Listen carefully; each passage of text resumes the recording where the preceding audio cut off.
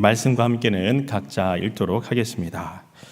오늘 본문 사무엘상 23장과 24장 말씀은 지난 19장부터 계속적으로 이어지는 다윗의 도피 생활에 대해서 이야기하고 있습니다.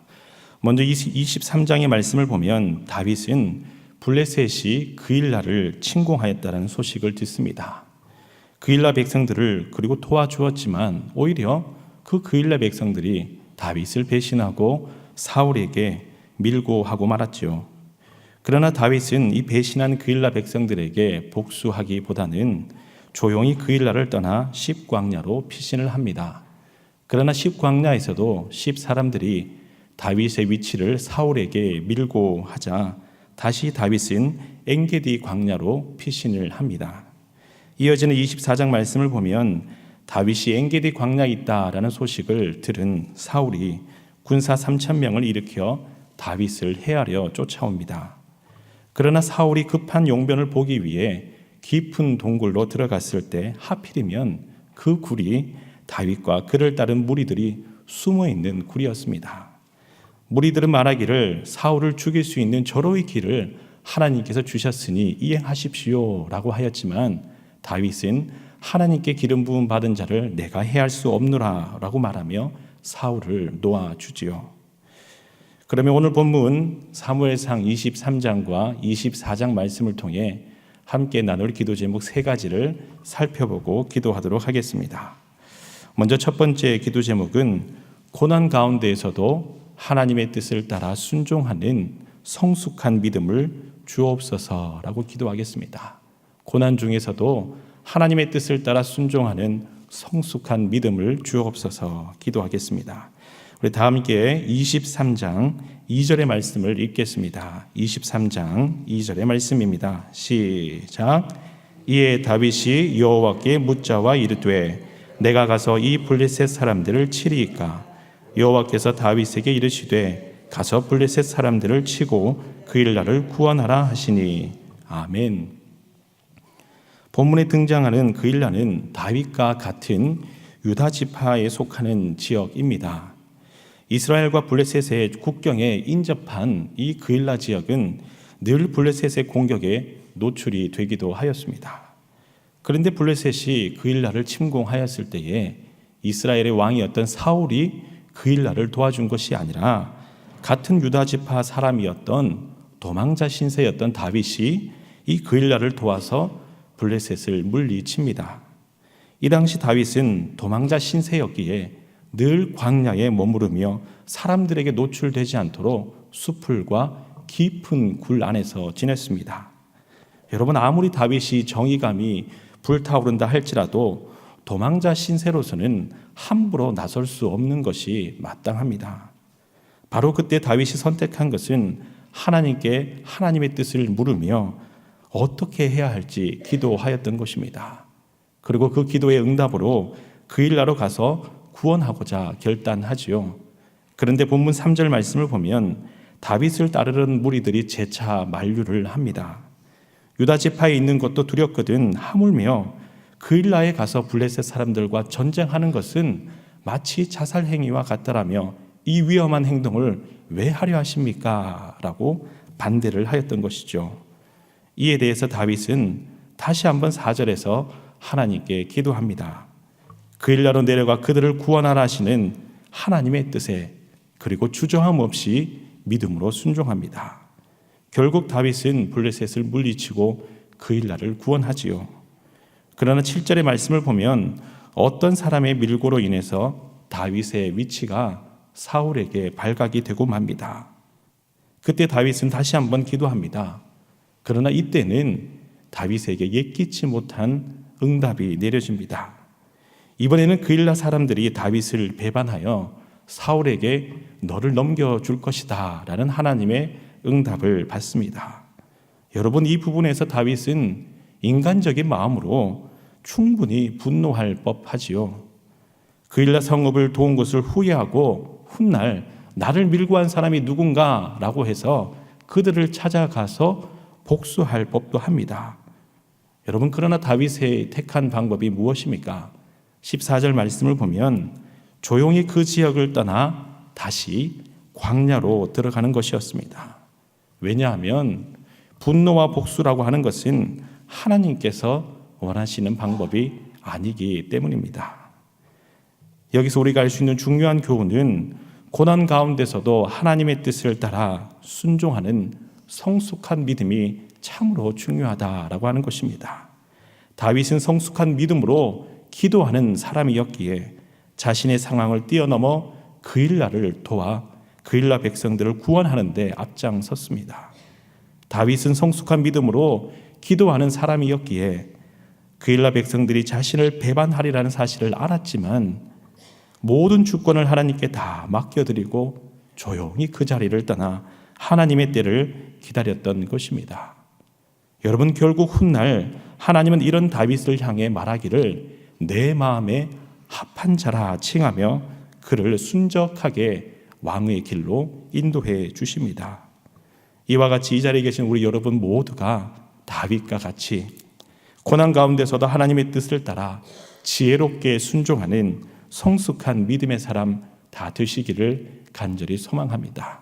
하나님께서 반드시 응답하여 주시고 그 걸음을 순적하게 하나님이 뜻하신 길로 인도하여 주실 줄 믿습니다. 다음으로 두 번째 기도 제목은 하나님의 뜻에 하나님의 때에 하나님의 방법을 기다리며 인내하는 믿음을 주소서라고 기도하겠습니다. 하나님의 때에 하나님의 방법을 기다리며 인내하는 믿음을 주옵소서. 다 함께 23장 27절과 28절의 말씀을 읽겠습니다. 27절과 28절의 말씀입니다. 시작. 전령이 사울에게 와서 이르되 급히 오소서 블레셋 사람들이 땅을 침노하나이다. 이에 사울이 다윗 뒤쪽 길을 그치고 돌아와 블레셋 사람들을 치러 갔으므로 그곳을 셀라 하마누곳이라 칭하니라. 아멘. 다윗은 그일라를 떠나서 십광야에 이르렀습니다. 그러나 다윗 일행을 본 십 사람들이 사울에게 그 사실을 밀고하지요. 여러분, 여기서 이 십 사람들 또한 그일라와 같이 다윗이 속한 유다 지파 사람들입니다. 다윗은 그일라에 이어 십 사람들에게 두 번이나 같은 지파 사람들에게 밀고를 당하는 큰 아픔과 상처를 받게 되었습니다. 여러분, 본문에서는 기록되어 있지 않지만 아마 이 당시 다윗을 따르는 무리들은 하나둘씩 말하기를 왜 그때 그일라를 도와서 이러한 큰 화를 자초하게 되었냐며 요동하는 무리들도 아마 있었을 것입니다. 그럼에도 불구하고 다윗은 이 문제를 인간적인 감정이나 마음으로 해결하려 하지 않습니다. 오히려 지금 당장 가장 중요한 믿음의 결단은 지나간 것에 대해서 후회하기보다는 지금 나와 함께 하시는 하나님의 뜻을 물으며 믿음으로 행하는 것이 가장 지혜로운 결단이다라고 생각하고 하나님의 뜻을 먼저 묻습니다. 그래서 다윗은 24절에서 십 사람들에 대하여 아무 원수를 갚으려 하지 않지요. 그리고 자신을 쫓아오는 사울에 대해서도 대항하지 아니하고 조용히 마온 광야라고 하는 것으로 도피를 하게 됩니다. 26절 말씀을 보면 그때 다윗의 마음이 얼마나 다급했는지 심히 두려워하였다라고 이렇게 표현하고 있습니다.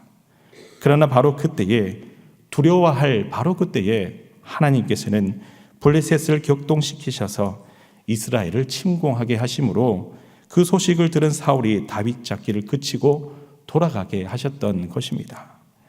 여러분, 여기서 중요한 교훈은 하나님의 때에 하나님의 방법을 기다리는 것이 때로는 너무나 힘겨울지라도 믿음으로 인내할 때에 하나님께서는 가장 좋은 방법으로, 가장 지혜로운 방법으로 반드시 역사하신다라고 하는 것입니다.